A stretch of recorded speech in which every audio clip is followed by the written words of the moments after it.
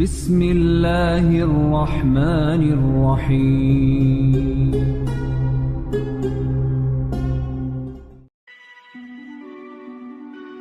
Assalamualaikum warahmatullahi wabarakatuh, sahabat cinta Islam Channel.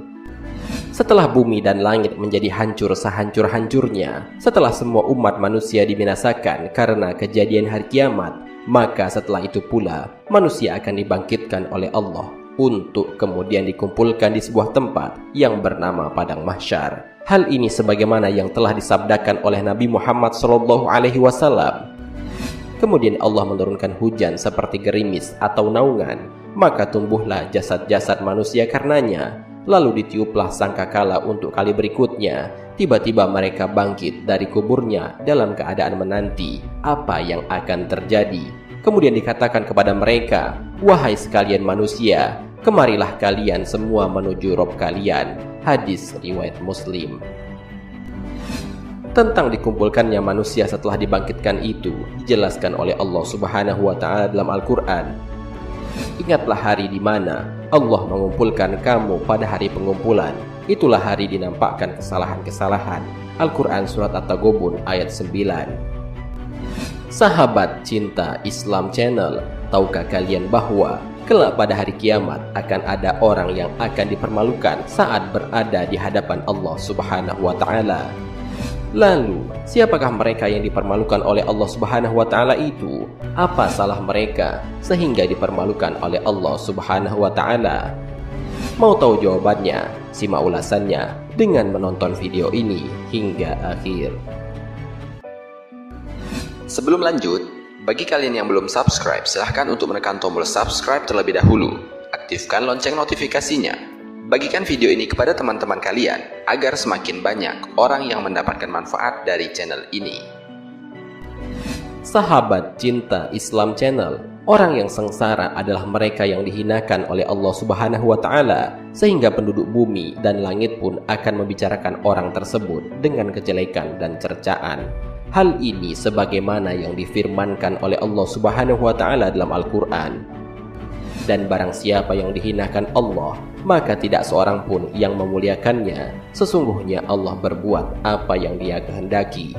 Al-Quran Surat Al-Hajj ayat 18. Orang yang dicintai Allah sudah pasti juga akan dicintai oleh makhluk-makhluknya. Rasulullah SAW dalam sabdanya pernah mengisahkan tentang hal ini. Diriwayatkan dari Abu Hurairah radhiyallahu anhu bahwa Rasulullah SAW bersabda, "Sesungguhnya Allah Subhanahu wa Ta'ala bila mencintai hambanya memanggil Jibril seraya berfirman, 'Sesungguhnya aku mencintai si fulan, maka cintailah dia.' Rasulullah SAW bersabda, maka Jibril pun mencintai si fulan. Lalu Jibril menyeru semua penduduk langit, 'Sesungguhnya Allah mencintai si fulan.' Nabi bersabda, maka si fulan pun dicintai penduduk langit dan dia pun diterima oleh penduduk bumi. Jika Allah Subhanahu wa Ta'ala membenci seorang hamba, Dia akan memanggil Jibril dan berfirman, 'Sesungguhnya aku membenci si fulan, maka bencilah dia,' sehingga Jibril pun membencinya. Rasulullah SAW bersabda, lalu Jibril menyeru penduduk langit, 'Sesungguhnya Allah membenci si fulan, maka bencilah dia.' Penduduk langit pun membenci si fulan, kemudian dia pun dibenci penduduk bumi. Hadis riwayat Bukhari dan Muslim. Oleh karena itu, Rasulullah SAW selalu berdoa agar tidak dihinakan oleh Allah Subhanahu wa Ta'ala. Dan hendaklah kita sebagai umatnya pun selalu mengikuti apa yang diajarkan oleh Rasul kita untuk selalu berdoa supaya Allah pun tidak menghinakan kita. Doa Rasulullah SAW yang selalu ia panjatkan agar terhindar dari hinaan Allah, sebagaimana yang terekam dalam sabdanya, "Ya Allah, berikanlah tambahan kebaikan dan janganlah Engkau kurangi. Muliakanlah kami dan janganlah Engkau hinakan. Berilah anugerah kepada kami dan janganlah Kau cegah. Prioritaskan kami dan jangan ditinggalkan. Ridhoilah kami dan berikan keridhaan kepada kami." Hadis riwayat Ahmad dan Turmuzi. Sahabat cinta Islam Channel, di antara bentuk kehinaan yang ditimpakan Allah di dunia adalah kehinaan hidup, ditimpakan kekalahan dalam persaingan, dan disesatkan dari jalan Allah Subhanahu wa Ta'ala. sedangkan kehinaan pada hari kiamat adalah ditutup matanya dari melihat Allah. Allah Subhanahu wa Ta'ala berfirman, sekali-kali tidak demikian, sebenarnya apa yang selalu mereka usahakan itu menutup hati mereka. Sekali-kali tidak, sesungguhnya mereka pada hari itu benar-benar terhalang dari melihat Tuhan mereka. Kemudian sesungguhnya mereka benar-benar masuk neraka. Kemudian dikatakan kepada mereka, inilah azab yang dahulu selalu kalian dustakan. Al-Quran Surat Al-Munafikun ayat 14-17.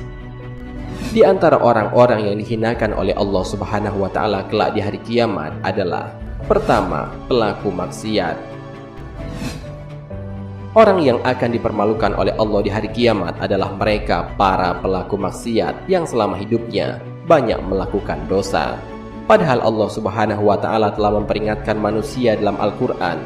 Allah Subhanahu wa Ta'ala berfirman, maka apakah mereka tidak mengadakan perjalanan di bumi, lalu mereka memperhatikan bagaimana kesudahan orang-orang yang sebelum mereka?